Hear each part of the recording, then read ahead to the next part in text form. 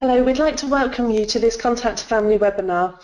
At the beginning, we'd just like to say if there are any technical hitches, please can you bear with us. We were meant to have a Contact a Family representative with us here this morning to help us with any technical problems, but unfortunately due to problems on trains, she's not here. So we're working remotely and on our own. So please do bear with us if anything goes wrong in terms of technical issues. We will try and deal with it as soon as possible. There's quite a few attendees, so it's not practical for us to take questions during the session, so you'll be muted throughout.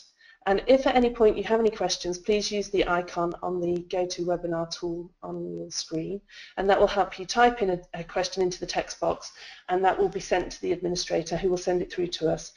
We will try and answer as many questions as we can at the end of the session, but if we can't answer them all, we will make sure that they are answered and sent out to all of the attendees afterwards. We do know that there's quite a lot of slides that we're going to be going through in this session, and it may take longer than the hour that's been allocated. The session is being recorded, so if you do have to leave after the hour, then you will be able to catch up on all of the additional slides afterwards. If there's sorry, I think I've already covered that. At the end of the webinar, there'll be a short questionnaire as well, and if you could complete that, that would be useful because that will assist us with future training events. Okay, so to introduce ourselves, my name's Sharon Smith, and I'm a Contact a Family associate and also deliver some training for forums and Contact a Family. I'm the previous chair of the Hampshire Parent Carer Network. I was involved with the forum for about 3 years, and I've also got with me Gail Bedding, and I'll allow her to introduce herself. Good morning, or I should say good afternoon now. My name is Gail Bedding, and as Sharon said, I am now the, I'm now the CEO of Hampshire Parent Carer Network, but I was the co-chair with Sharon for about 6 to 9 months, and then I became the chair, and then Hampshire Parent Carer Network became a charity or a CIO, which we'll explain a bit more in detail later, so I'm now become the CEO after an interview process that we went through. Okay, so we're going to do this presentation together. I am going to do most of the training session, and Gail will be adding some bits in from a forum perspective as we go through. And when we come to the questions at the end, we will both jointly answer those.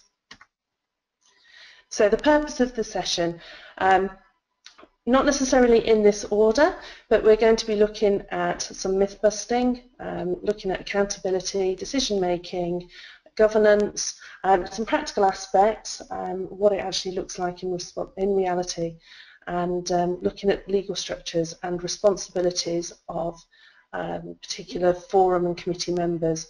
What we won't be looking at today is the treasurer role, because there's been a recent Contact a Family webinar on that, which is still available on the Contact a Family website if you want to find out more about the treasurer role. Okay, so some common assumptions. One of the common assumptions certainly that I heard as a chair, and I think other forums have faced as well, is firstly that the chair is in charge and makes all the decisions. And from some forums' perspectives, that's because that's the perception the chair wants to give, and in others it's because people feel that they don't necessarily have the knowledge or the ability to either challenge the chair or to actually help with the decision making.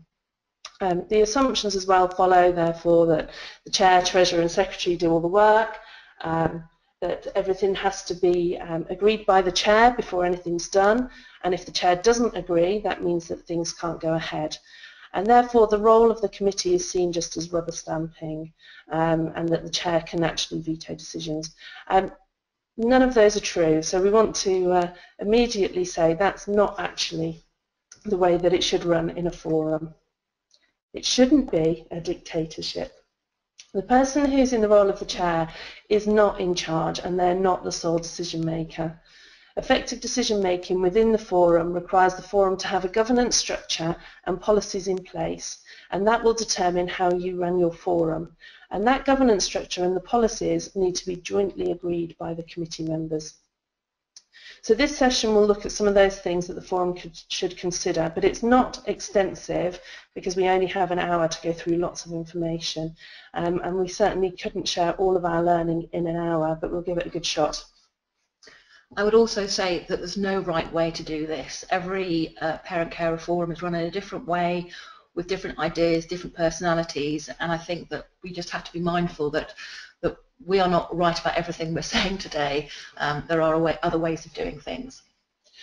And Hampshire Parent Carer Network have got various sample documents that I'm sure we can make available to Contact a Family if forums want to see them. Otherwise, the Contact a Family regional contacts also have sample documents, and they can get hold of those for you as well. So this is what you need to keep in mind at all times. You're there to represent the parent carers in your local area, and it's not just about what the chair wants to do. And that means that the forum needs to work together to develop and run an organisation that can represent those parents' views in order to ultimately improve outcomes for children and young people in the local area. There's additional accountability, of course, to your funding organisations, whether that's Contact a Family and the Department for Education, or your local authority, or any other funding that you may have secured for your forum. And therefore, it's really important that the Parent Carer Forum is open and accountable to all of its members and any partners, funders, and anybody really who has an interest in the work that you're doing. So it's important that all of your documentation, such as governing documents, annual reports, your accounts, are ideally published online if you've got a website, and also potentially on social media. And also that you as a forum are willing to answer any questions honestly and openly about the work that you're doing, particularly as it's well known that forums are funded by the Department for Education, so it's seen as taxpayers' money that you're using, so you need to be able to justify how you're spending that money to improve outcomes in the local area. So one of the first things that needs to be considered is the legal structure that you're going to take. And that will determine then the kind of governing document that you're going to have, and also who you need to report to each year. And there are a number of options that are available to forums, and really it needs to be down to your forum to explore each of these options and decide what's right for your local area and what's right for your own individual forum's aims. So we've got there a list of them. There's the Unincorporated Association, an incorporated association, so I'll put my teeth in, which is basically where there is a governing document that regulates what the organisation is going to do. Charitable incorporated organisation, which is a relatively new form of charity, which requires less reporting, and it's a slightly easier way of getting the charity status. Community interest company, which is also known as a KIC, or a limited company. Hampshire Parent Carer Network decided about a year and a half ago to change their structure and the way they did things, and it was before my time, in fact, and they looked into very different options and the best way for Hampshire Parent Carer Network to be run, and in the end they decided on the charitable incorporated organisation. And when I came on board last year, I looked into it myself because I wasn't really sure why they had done this. I came out at the end of it having spoken to other parent-carer forums who'd gone down this route and looked into what it meant to us as an organisation, and came out thinking, yes, this is the right way to go, and us as an organisation was doing the right thing. We used a solicitor to help us go through the whole process, and although it took quite a while, probably about a year, we eventually became a charity earlier this year. And for us as an organisation, it's meant that we are more secure.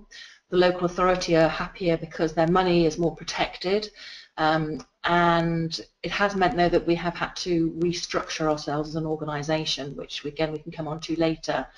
But I certainly feel that we have done the right thing for our Parent Carer Forum, and we're now going through things in the right way.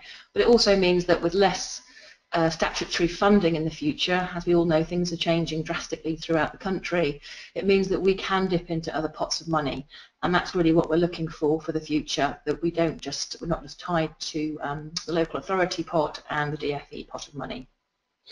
And one of the reasons that we chose a charity or a charitable incorporated organisation rather than a community interest company or a limited company was because we felt that we didn't want to actually become a forum that was offering services.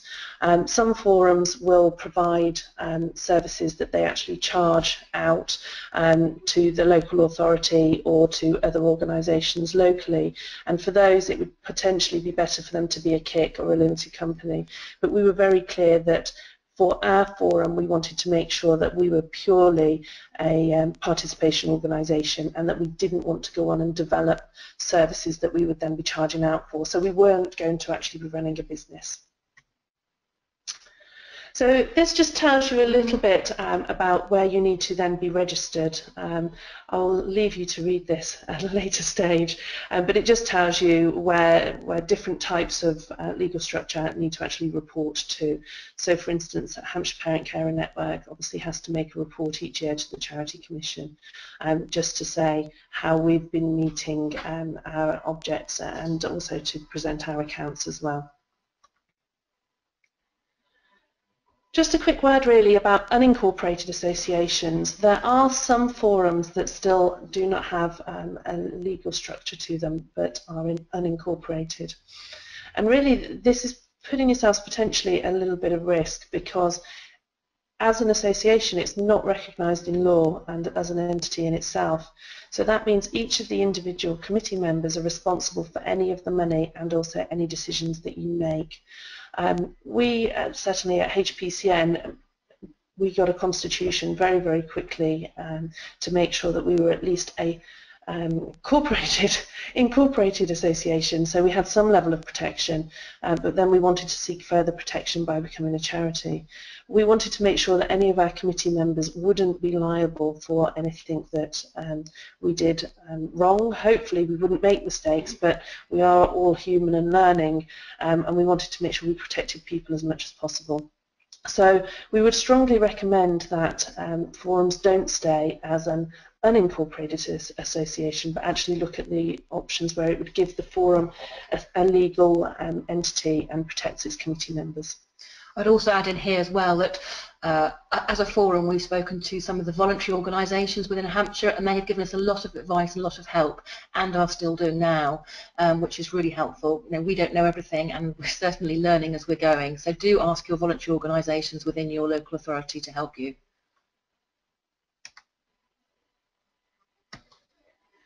So every forum should have, ideally, a governing document that outlines its governance structure and also policies. And as we said earlier, this will potentially depend on what type of organisation structure you have. HPCN has got a governing document, and I think it has changed every single year that we've had an AGM, because new things arise. So we've added things, and certainly when we became a CIO, that also all of our governance and our governing documents changed. But just as a typical example, things that should really go in there would be details of what the forum's legal structure are, details outlining membership of the Parent Carer Forum. So this may determine if there's particular areas, geographical areas, or ages of children that you're covering, whether it's all parent carers in your local area. Should be information in there about the forum's officers and committee structure, and also, really importantly, how people are elected or appointed into roles, so that it is clear and open as to how those people who are representing parents in the local area are elected and appointed. And that, if there are elections to be held, details of how those elections are held, how people can put themselves forward for that, how frequent they are, etc., should also be in there. You should have details in there of how many committee meetings you're going to hold each year, so you have a minimum number in there. Also to talk about the annual general meeting and the extraordinary general meetings and instances in which they may be called. It's important also to include how decisions are made and whether there are any delegated responsibilities either to the officers of the committee or any subcommittees, and also to talk about voting rights. Again, who can actually vote on decisions and which decisions require voting, and you may find that there are some things where you say all members would vote on something, and others you may say it's an officer's vote on those decisions, and all of that needs to go in the governing documents. And finally, you should really have something in there that talks about how decisions can be questioned or appealed by members. So if there are people who are not on the committee but who want to question what the committee are doing and how you're representing their views, there needs to be a way for them to actually appeal that or to question the actions that are being taken on their behalf. And this ties back into the extraordinary general meetings, because quite often it would be that would be the route for them to actually question what's happening in the forum. There are other policies you may wish to develop as well, and certainly this is not a comprehensive list. In fact, it's probably not even a list of everything that HPCN have. And again, this will change and develop over time. We certainly found that we started off with a number of governing documents that we thought we needed, and then over time situations would arise and we realised actually we don't have a policy that talks about that, so we can't go back and check what we've already agreed we would do in that situation. And then over time we have developed more and more policies, such as complaints policy, code of conduct, confidentiality, etc.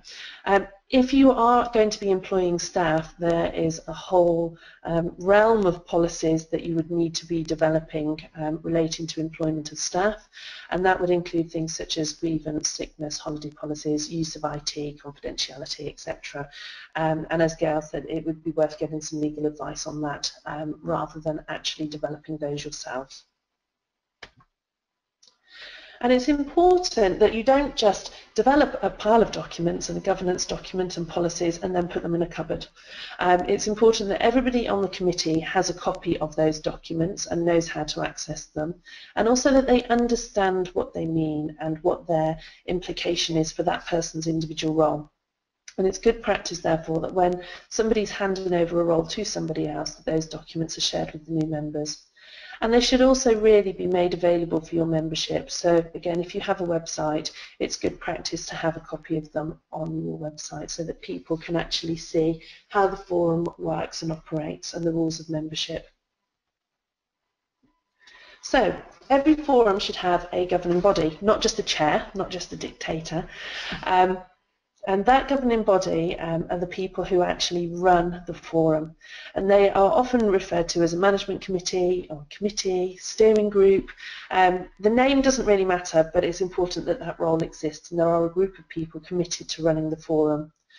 Again, your forum's legal structure may determine what that group is called, and as Gail said, they have a board of trustees now at HPCN. A company would have a board of directors.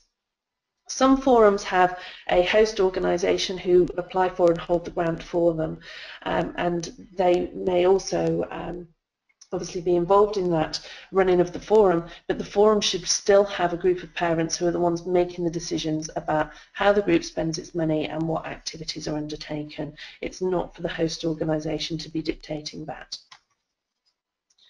So the committee's role is to ensure that the forum basically does what it's meant to do, which is represent the voice of parents locally, and also to make sure that money doesn't run out, you don't get into debt, and that any terms of any grant agreements are met, and also that basically the forum operates within the law and doesn't do anything illegal. The committee is ultimately accountable for everything that the forum does, including its spending and its activities.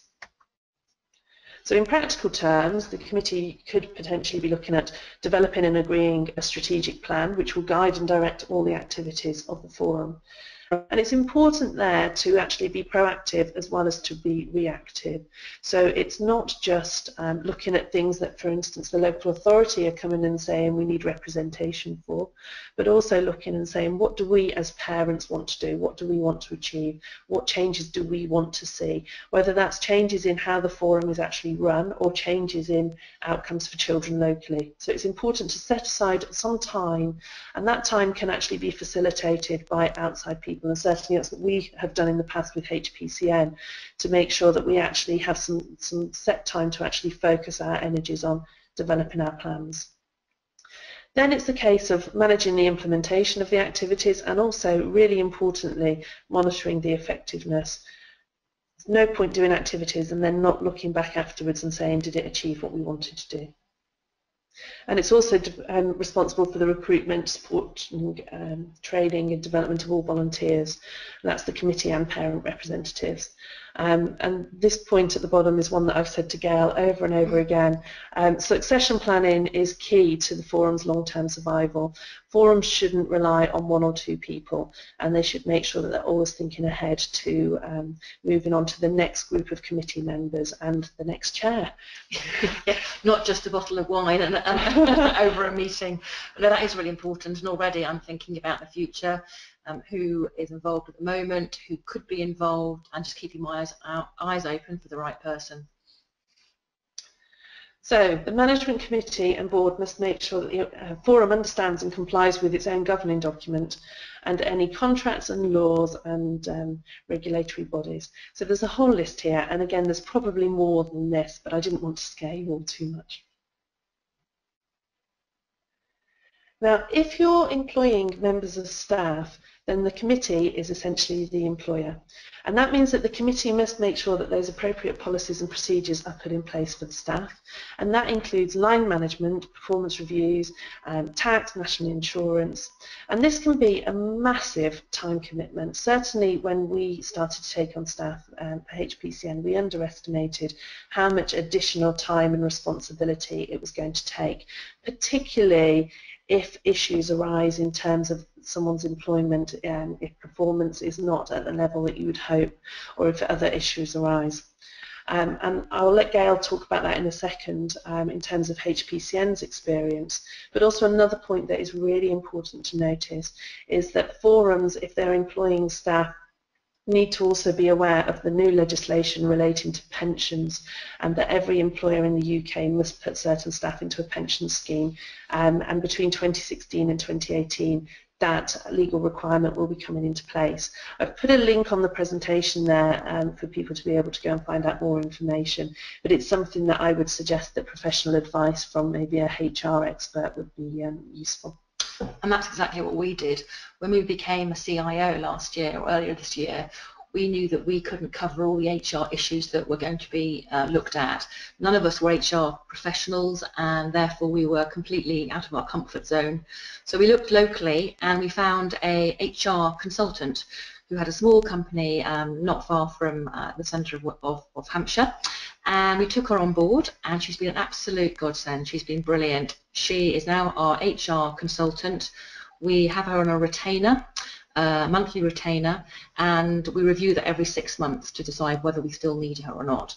But certainly changing from where we were into a CIO, it meant that she would help us with the sad redundancies we had to do, looking at our new structure, looking at how the trustees work with the new management team.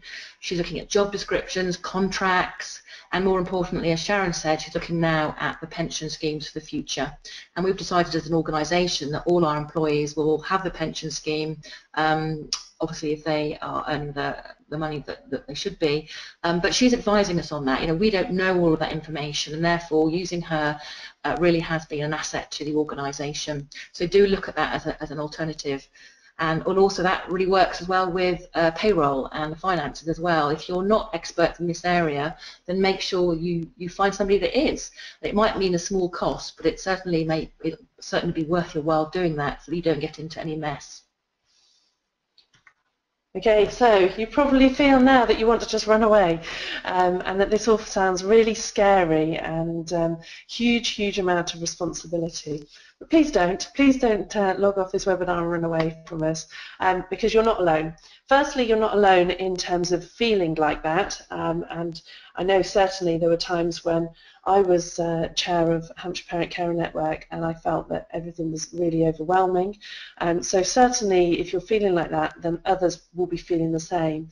But also most importantly, I think, you're not alone in that there is lots of help and support available to you. Gail's already talked about the fact that HPCN has used a HR advisor and also a solicitor in terms of our legal structure. But there is also support from other forums. Your contact to family training, contact to family associates, contact to family regional team, national network and their regional meetings, and just that informal network really between other forums and other chairs is really important. I remember leaving a meeting about 9 months ago, sitting in the car thinking, I just wish I knew more. I can't wait for it to be 6 months further on. And it is 6 months further on, and I know now so much more than I did, not just about running the forum, but also what's going on in the bigger wide world of SEN and health, and it is so much better. So give it time, you will get there, but use the people around you. And one of the biggest helps I found were actually other parent-carer forums. So I made calls, I made phone calls, I spoke to friends I'd made next door, West Sussex, Surrey, Portsmouth, and in fact we now as a little organisation have set up our own Facebook page, and there's a group of forums now who just bounce ideas off each other. I know that that's happening nationally anyway, but actually because we're all quite local, we meet now every 2 months, and we just sit down and just talk about what we're up to and what we're doing, and some of the ideas are great, and also supporting each other, which is so key, personally as well as professionally, and I think that's really really key. I don't feel alone. I also have a fantastic committee around me, great trustees and a management team now, and we just bounce ideas off each other, and I certainly wouldn't be doing this if I didn't have them to help me. Okay, so decision-making responsibility, as Gail said, really that sits with the forum committee, whether that's a steering group, a management committee, or a board. It's possible that the chair may have a casting vote if there's an even number of votes cast for and against an item, but that will depend on what you've put into your governance document. The chair doesn't have the powers to make decisions on their own unless the power has been delegated to them to do so by the committee. And the committee can also delegate powers to subcommittees as well. And that doesn't have to be subcommittees of people who are on the main committee. It could be that there are committees set up for specific projects or for particular pieces of work in different regions. Certainly in Hampshire, we're a large county and we've set up smaller subgroups over time for specific projects. It's important, though, that any decisions that are made, particularly in terms of delegation of responsibility, are recorded in the minutes of the meetings, and that minutes are checked to make sure that decisions have been recorded properly. So, who is that committee? Who are the people that are going to be working together to run the forum? Well, again, that really depends on your governing document and also your legal status and how you're set up. It could be that you would say that you only want it to be parent carers from your local area.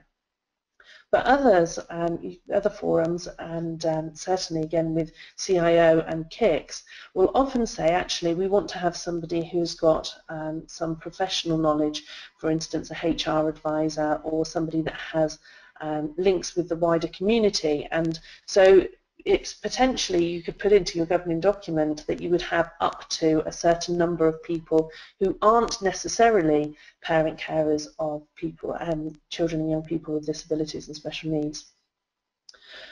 Maybe that actually your committee changes on a regular basis depending on who has time to turn up, and there can be an informal reference group that's set up, and often that's something that happens where there's a host organisation such as a voluntary sector organisation holding your grant. But there can be a disadvantage there in that there's not necessarily any consistency in planning and decision making, and the danger there is then that that voluntary sector organisation will be taking the lead on deciding what your strategy is and how to make decisions. And we've already talked about the fact you can co-opt other people. Again, HPCN had it written into our old constitution that we could co-opt up to 3 people if we felt that there was particular expertise that we wanted. I'd say that what's key to all of this is that the reason we get involved with this in the first place is because some of us do have various issues and knowledge, but I think we have to remember that becoming a representative when you're going into the local authority, for example, is you're taking the bigger picture, you're not taking your own personal problems with you. It helps obviously to have the knowledge that you gain for your own personal development, but at the same time you are representing the larger community, ages and disability across your local authority. But I think what's important is that you have the right people attending the right area of meeting, for example, but also not scaring people away. That some people really can't give the time that perhaps I do or Sharon did, becoming the chair, because they don't have that time or that energy. And I think you have to recognise that to make sure that you're not scaring them away, actually, and recognising what their skills are. So we have somebody, for example, that does social media, we have somebody who does the finance, we have somebody who's really organised and is really good on doing project work, and it just means that those bits of work are then taken off responsibility of myself and the other members of the team, but it means that the work is shared out, and only those people that are doing those bits of work know how much time they have. So don't force people to do things they don't want to do, because they will run a mile. So who are the committee? Anybody who's willing to give some time, and as Gail says, that can be that somebody says, actually, I have 20 minutes a week and I'll help you with your Facebook page. Or it could be somebody who says, actually, I'm going to take 6 weeks out from something, and I have some time that I want to commit to running a particular project for you. Or it could be somebody who says, I've got half a day a week. And it will vary, and it will vary at different times, and people will come and go depending on what they're able to do and what they're able to commit. I'd also like to say here as well, a lot of this depends on what finances you have as an organisation, what sort of grant you get from your local authority, and whether you're able to perhaps offer a project fee for people to help you on certain bits of work, and it just helps sometimes to know that you can actually pay somebody perhaps to do something. And I know there's lots of discussions have been going on nationally about who gets paid and who shouldn't, and again that is very dependent on what money you have as an organisation. But even if it's just the odd hour here and there to look at a paper or look at a document, then that can help some members of your committee to actually do some work for you. And it's important as well that the people that you actually take onto the committee understand that they're taking on a role that's about running the forum rather than directly around parent participation. So you're needing to find people who are willing to commit time not only to their own personal project or to their own child's needs, but people who actually understand the value of the forum and want to be involved with running that. And it's worth, as part of your planning each year, is actually looking at what are the activities we're going to be doing in the coming year and how well placed are we to actually achieve those goals. And you may therefore identify, well, we're planning on running a big event. It'd be useful if we could find somebody who's got some events experience. Or we're looking to do a project with schools. It would be useful if we could find somebody who has either worked in schools or knows the education system well, for instance. So it's worth looking ahead and thinking about who you might want on your committee at a particular time and what skills and knowledge they might have. And I think also it's identifying the right person to do the right job, as Sharon said, but you want to make sure that if you've got a parent going into a local authority meeting, that they are the right person. They're not there shouting and screaming and causing a scene. They're there to work alongside and advise and to participate. And I think certainly Hampshire Parent Carer Network have developed a great relationship now with the local authority and are being invited onto more and more work streams because of our attitude and the way we work alongside them. We also do put our point of view forward very strongly, and they are now recognising that, but we have to make sure that the right people are chosen for the right work streams. And I personally go out and meet those people beforehand, before we say, would you like to come on board? And we have regional groups around Hampshire now, and our regional reps will perhaps help me identify the odd person here and there, and that makes it easier for me to go along to a meeting and meet them unofficially and just see that they are the right person to attend meetings. I think that's really key, certainly for us as an organisation now. Okay, so in terms of your committee meetings, these should be held regularly, and it's important for you to make sure that are held at a convenient time and location for the committee. Something that we've certainly struggled with in Hampshire, given the size of the county, and that it can take almost 2 hours to get from the top of Hampshire to the bottom of Hampshire. So because of that, we've always felt strongly that travel expenses should be paid, and also we provide refreshments, particularly if it's going to be near to lunchtime. The We've also actually set our meetings now for 2016, so we know exactly what times and dates our meetings are, so that people have plenty of time to commit to the year. And also that means that you can publish those dates on your website as well, so your wider membership knows when your committee meetings are taking place, and if they want to put something on an agenda to be discussed, they can do so. So also when you're setting your committee meeting dates, it's important that the meetings have a purpose and that therefore the agenda will set that out. The agenda and any supporting papers should be sent out in plenty of time, and I would suggest at least a week. Certainly include a weekend in that time to allow committee members to read any papers in advance. This is particularly important if you're going to be doing things such as developing and signing off policies, because you need to make sure that people know what they're signing off. And I would say the same would apply as well to any finances that are being presented, so that people can come along to the committee meeting with any questions prepared. It's normally left to the Chair and Secretary to set the agenda, but any member of the committee can normally request that an item is added. And certainly in Hampshire, I think we've always said actually it's any member at all, any parent carer can add an item to be added onto the agenda, provided that they give 2 weeks' notice.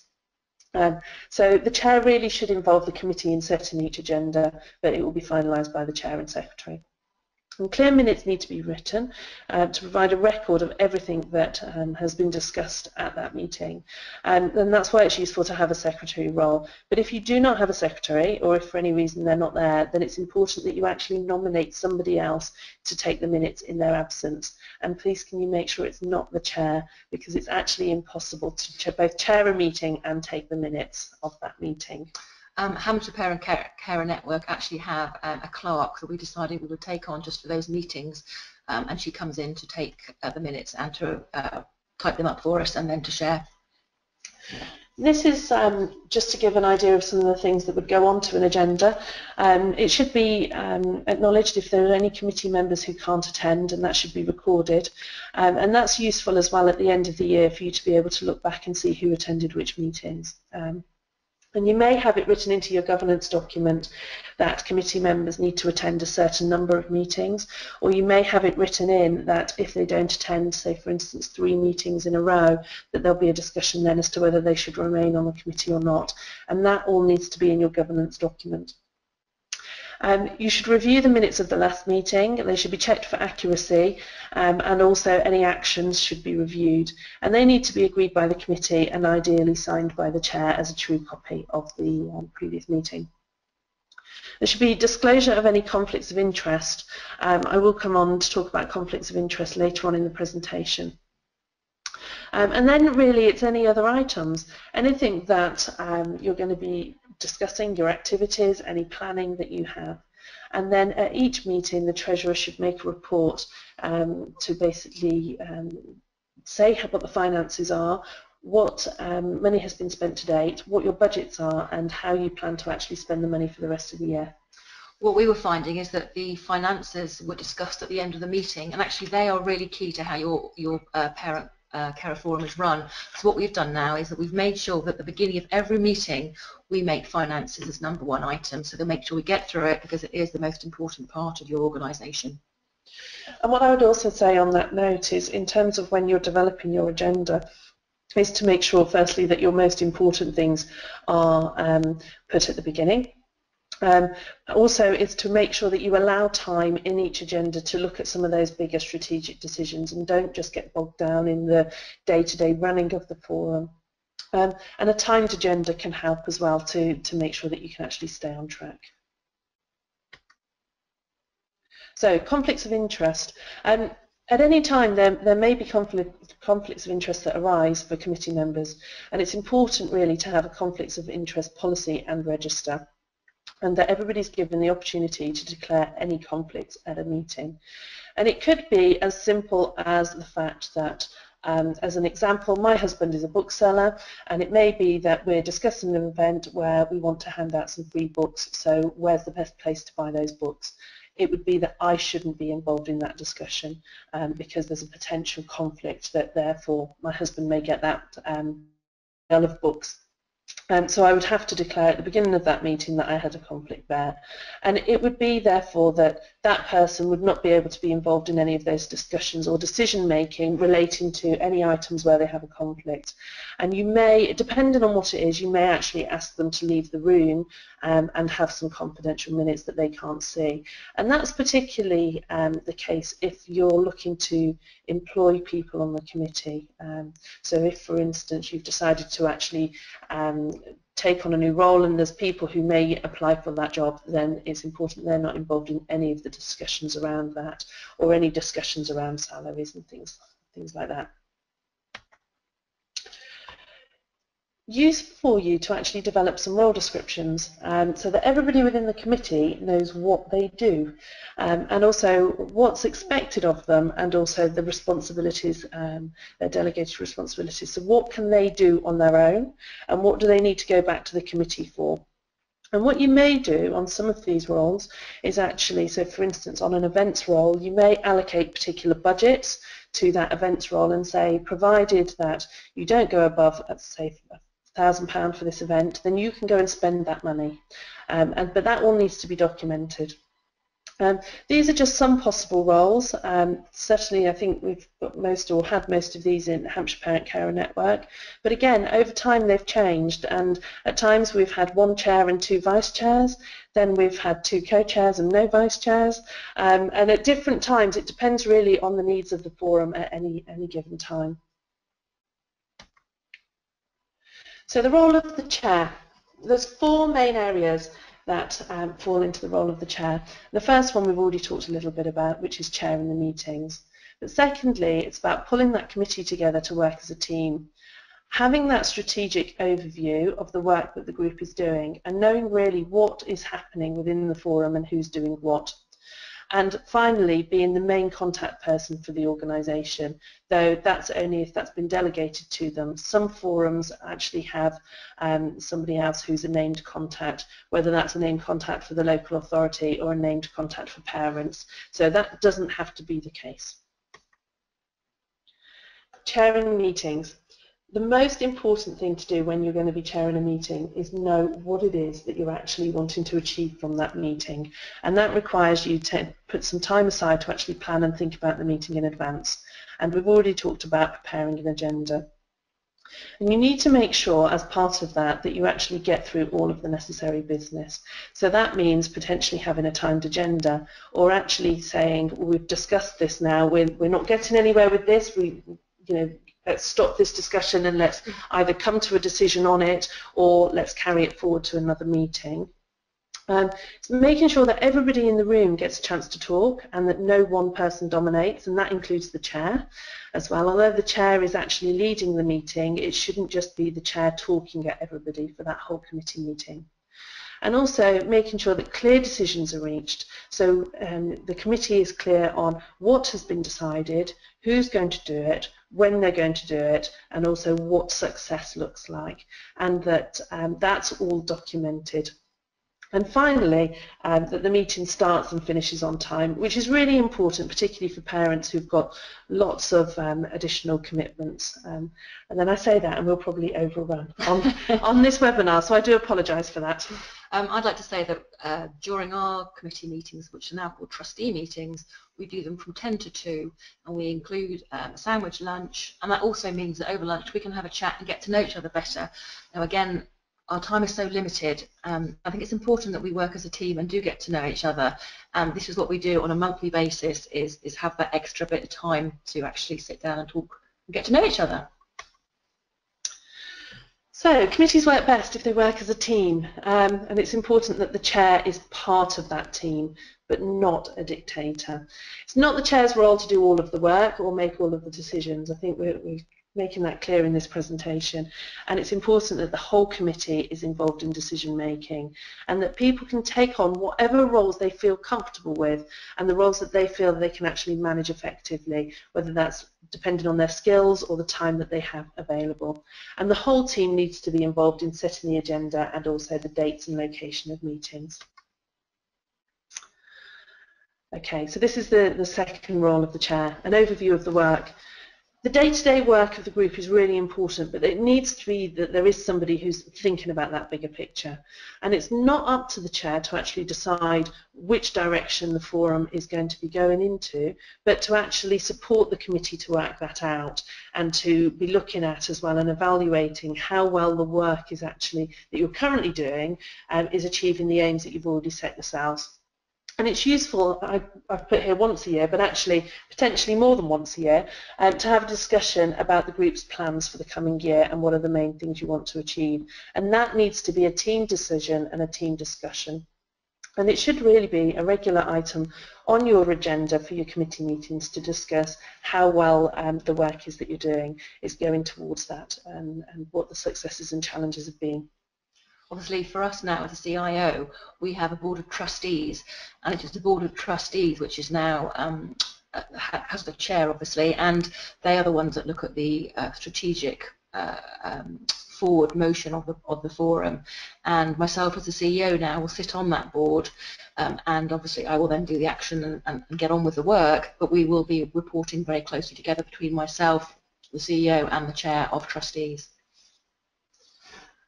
Here we go, point of contact. We've already covered this really. The chair is often the first point of contact for the local authority, but doesn't have to be. You could delegate that responsibility to somebody else. And in particular, we've found forums have actually delegated responsibility for talking to members and supporting parent representatives. And that could be a paid member of staff, or it could be a committee member who's willing to take that role on. Not everybody is as happy to receive telephone calls or emails, so it's worth finding out and making sure that the person is happy and comfortable to do that. And also, it's important that that person doesn't feel that they have to be on call 24/7, and also that they understand that any decisions need to be taken by the committee, so therefore often they can't actually give an answer on something but have to take it to the committee and get that consensus view. And it's really important the local authority realise that too. We're not at their beck and call. We'll do everything in the time restraints that we have, and a lot of us are volunteers, and therefore we have to make sure that we can meet the needs of the parents as well as the local authority. And then the chair can take on other responsibilities as well, but again, only if delegated by the committee.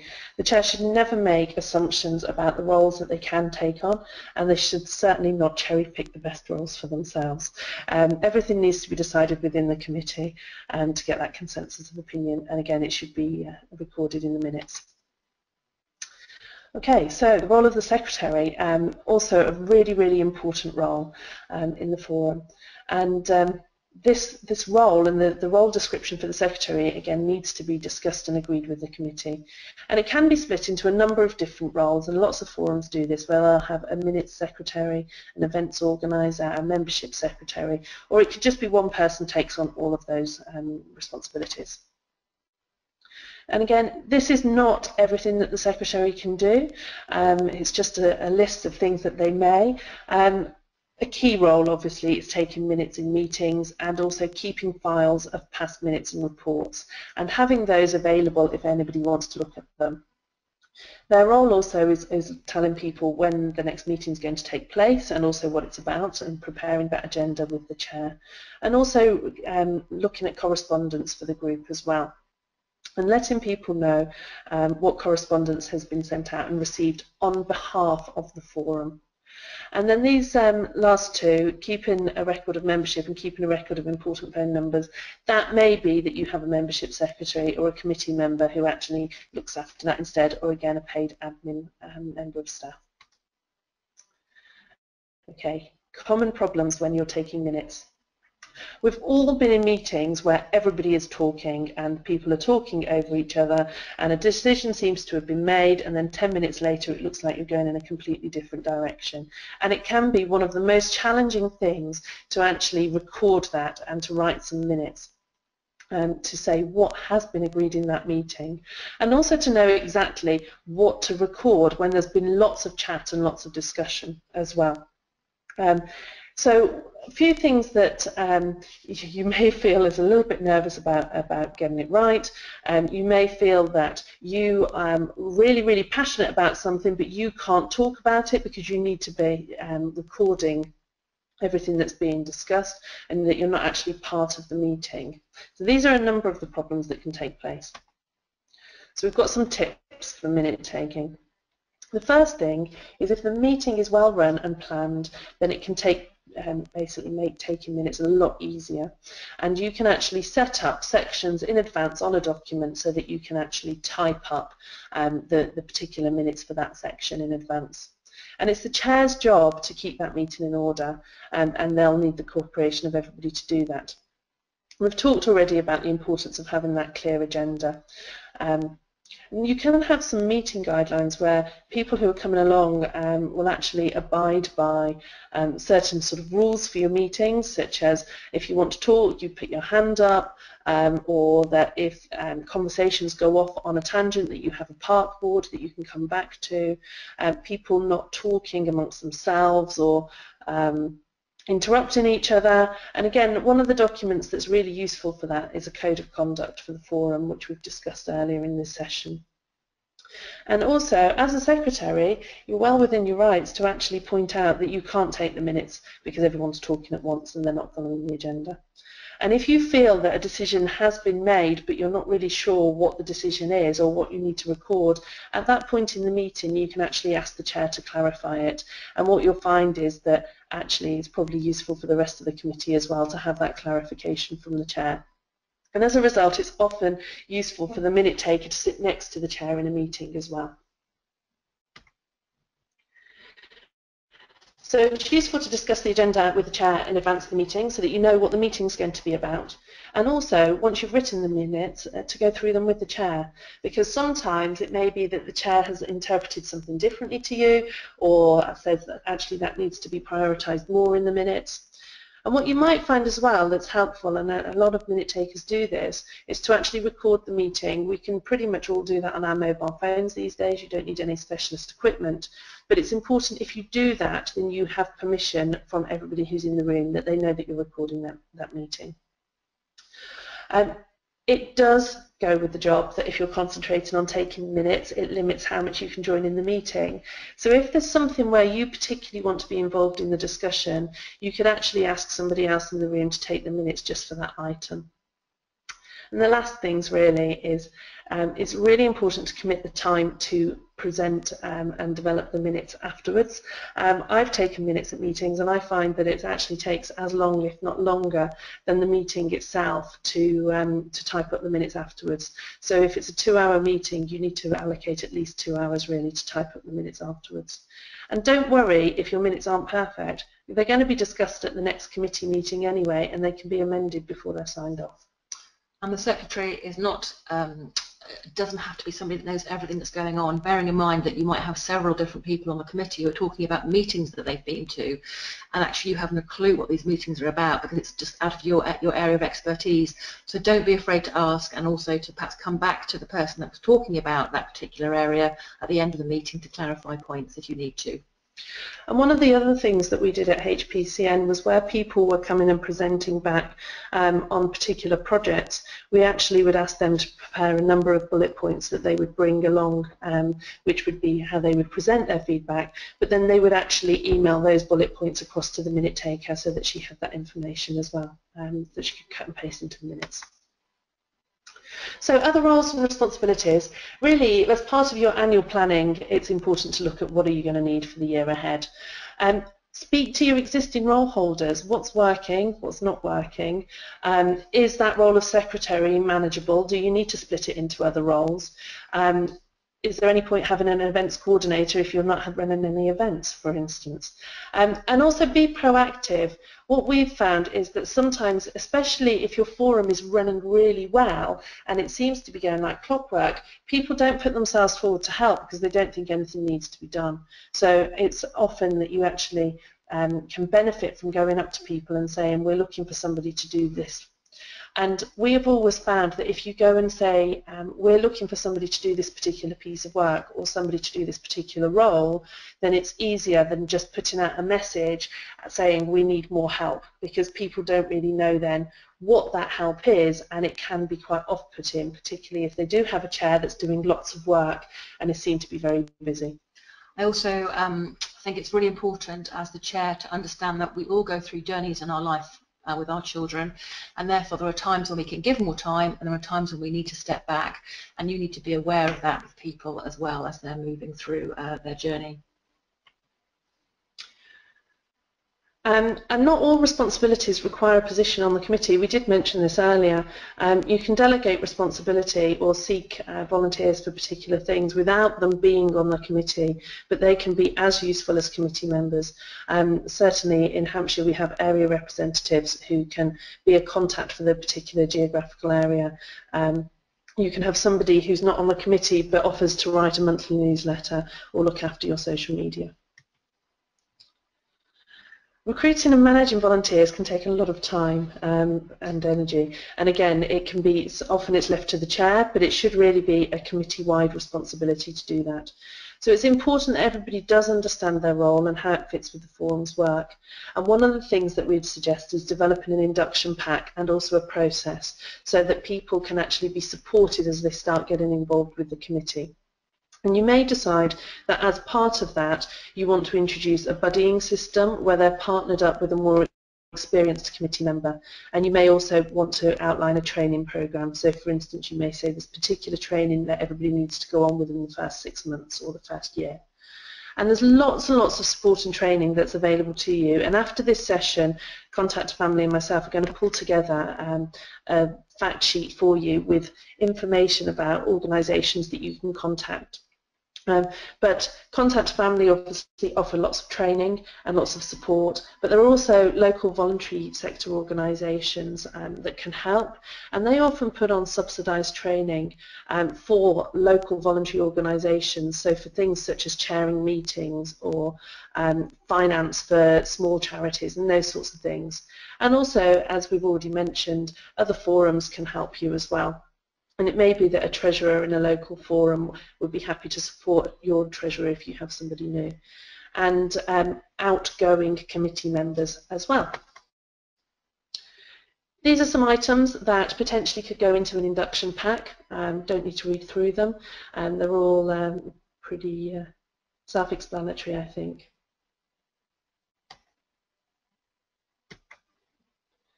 And succession planning. We've already talked a little bit about this. This is vital to the long-term success of a forum. At all times you need to be thinking ahead and planning ahead to make sure that your organisation is sustainable. And we certainly found in Hampshire that they were concerned that if 1 or 2 key people were to leave the organisation, they weren't sure where the organisation was going to be going after that, because they couldn't necessarily see other people waiting to take on those roles. So as part of that, it's important to have discussions with your committee members to see what are their plans, how long do they plan to stay involved with the forum for. Some people may just want to do something for a year or 2, others may be looking to stick around for a lot longer. And also it's about proactively going out and seeking new committee members, or proactively approaching existing committee members and asking them whether they can step up into other roles. And certainly that's what I did with Gail, and I persuaded her over a glass of wine or 2 that she would be the ideal person to take over from me as chair. But then we spent a good 6 to 9 months working together before we got to the place where she then took that role over. And we also worked together with the local authority, so they knew that that succession planning was in place and the training and support that was going to be there. And as it's put here, job sharing during that handover period is really useful. I think what's also important is to recognise that people do things differently, and one of the good things about myself and Sharon's relationship was that Sharon recognised I was going to do things differently, and when she felt that I was in a good place, she did step back, and that for me meant that I then had the freedom to do things the way I wanted to, but I'd learnt all the ins and outs beforehand before I then took over that mantle, really. So it was a really good way to work together, and it's just being open and honest with each other as well, really. It's really important that if, particularly with the role of chair, if somebody's taken over that role from you, that you have that open and honest relationship, and that you can actually discuss how and when the incumbent chair is going to step away, and also what their future role may be. And what you may find is actually what you decide and what you agree and what you plan might not happen in reality. And I know certainly I had planned to stay more involved in the committee than I have done, but what I also found at the time then was that Gail and other committee members were still particularly wanting to know what my views were on something, and not necessarily taking the committee and running with it themselves. So I stepped back completely to allow Gail that space and that time to develop with her new team how they were going to take the forum forward. And now Gail has done that, I'm starting to come back and do more parent representative roles again and input on things. But I've always been there for Gail in terms of being able to offer advice and support to her, so I didn't step away completely. But succession planning is key, and I've always personally said that as soon as you go into a role, you should start planning for your exit from that role, so that you have somebody who's there to take over from you, which is how the organisation will be sustained. So, summary. Leading the forum is not just the chair's responsibility, it's the responsibility of the whole committee.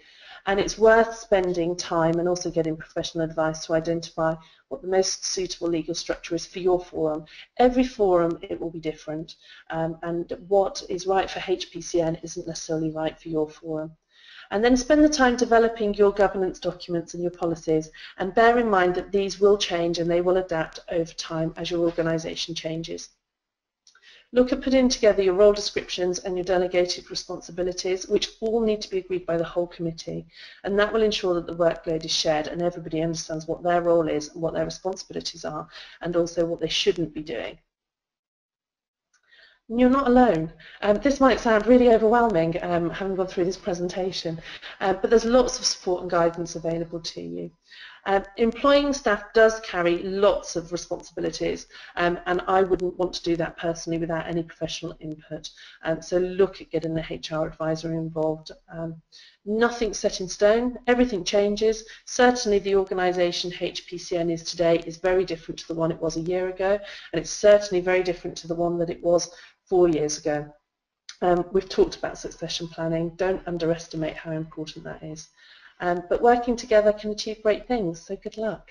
And now we have time for questions. And I think we actually did quite well in terms of answering that and doing that presentation in an hour. Okay, so we've got a few questions have come in. We've got one here that says, what can you do if the chair makes all of the decisions and won't listen to other members? Okay, Gail. Well, we talked about this before actually, and we thought it was probably part of the governance and part of your constitution, governing documents, to have that as written into that. What happens if the chair does take over?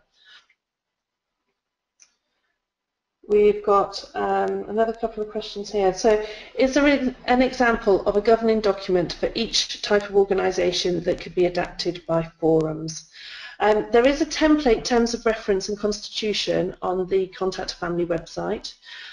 Certainly, I'm sure HPCN could share their governance documentation, which would be that we have got one that would be from when we were just an incorporated association, but also now we have one as a CIO. Yeah. But you'd have to bear in mind that obviously the detail in that is very specific to what HPCN felt was necessary.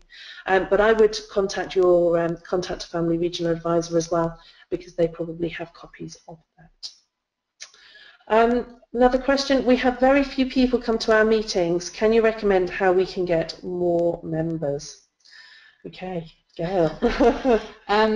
Well, we're a huge county, Hampshire, and we have set up regional meetings around the county. We presently have 5 different areas, and we have a regional rep that runs that each meeting. And the idea is that we run the meetings, we call them get-togethers, and we offer tea and cake, and sometimes we offer them a talker or a trainer or something that they want to hear about. But what we try and do then is say, okay, we've given you that. we now want you to answer this survey, or we would like you to answer these few questions, or we'd like you to attend a focus group. But the idea is that we are then getting more parents to come along, and in some of the areas it started off with 1 or 2 parents. We now have 15 up to 20 people attending these sessions, and as we all know, the best way that parents can learn about anything is from each other. So we've grown our meetings like that, but I also think that even just 1 or 2 parents attending a meeting to start with is actually really good, and that's a start. You can't start from having 20 at a time. If you can, you're very lucky. We went through a phase a couple of years ago with HPCN where our committee, we knew a number of committee members were wanting to step away.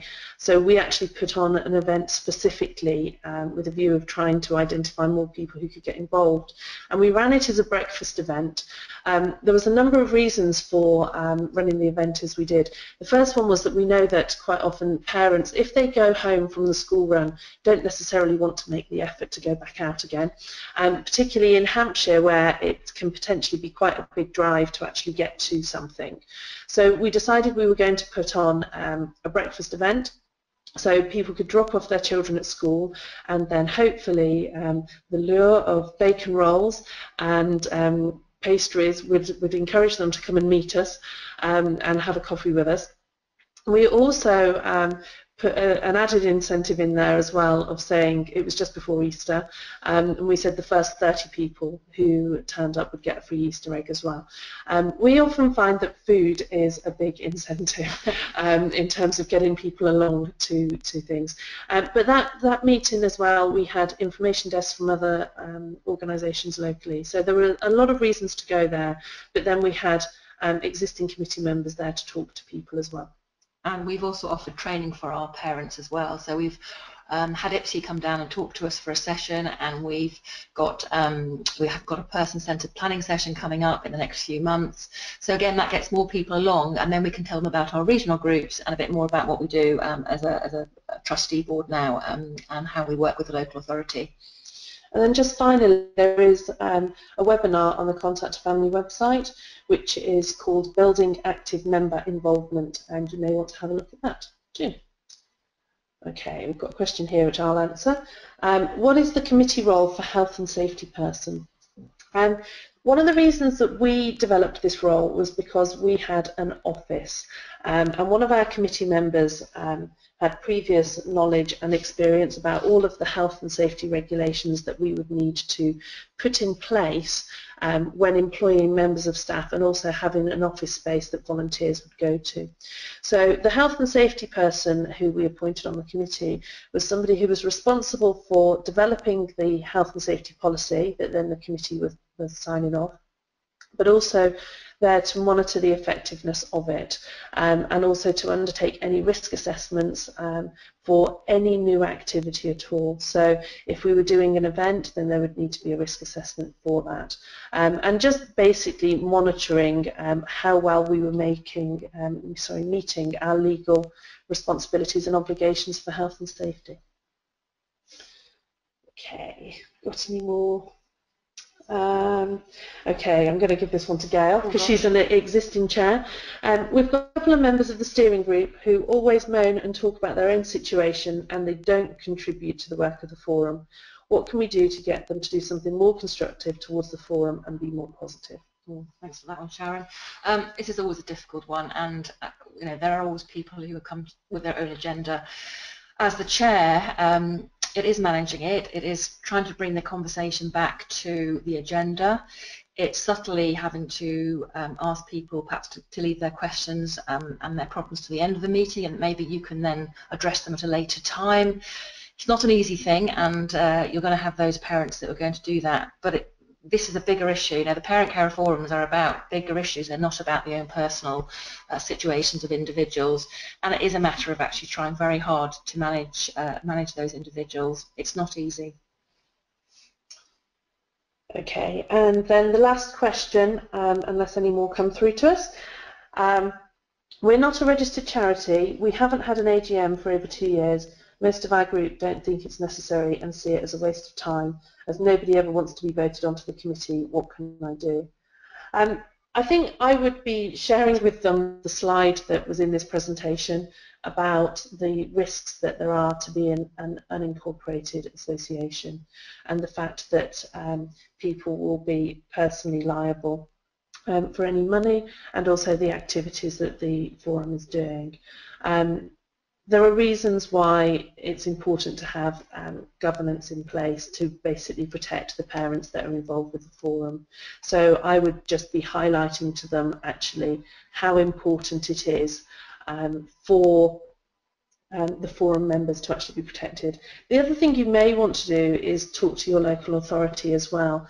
If you have a friendly contact there who then might be willing to come and say to the forum, we're concerned about the fact that you don't have a legal structure, and they may come and say, could you demonstrate to us how you're actually representative of the voice of that wider group, and what is your mandate in terms of being elected to speak on behalf of parents in our local authority area. We certainly have found that it was quite a powerful message to us in the very, very early days of our forum, and it made us think, actually, if they're questioning whether we have a legitimate right to talk on behalf of parents locally, we need to make sure that we show that we do have that legitimate right, and that we've had elections and we've been elected by parents in our county to represent them. So that's another route in, possibly. Okay, I think that's all the questions that we have got. So we'd like to say thank you for listening in. We hope there's people out there. It's very strange talking into a laptop screen and not knowing if there's people still out there listening to us. So I'd like to say thank you to Gail for coming and joining me today. It's been a pleasure, absolute pleasure, and I hope it's been useful. But just remember, there's no right way. Everybody does it differently. Thank you.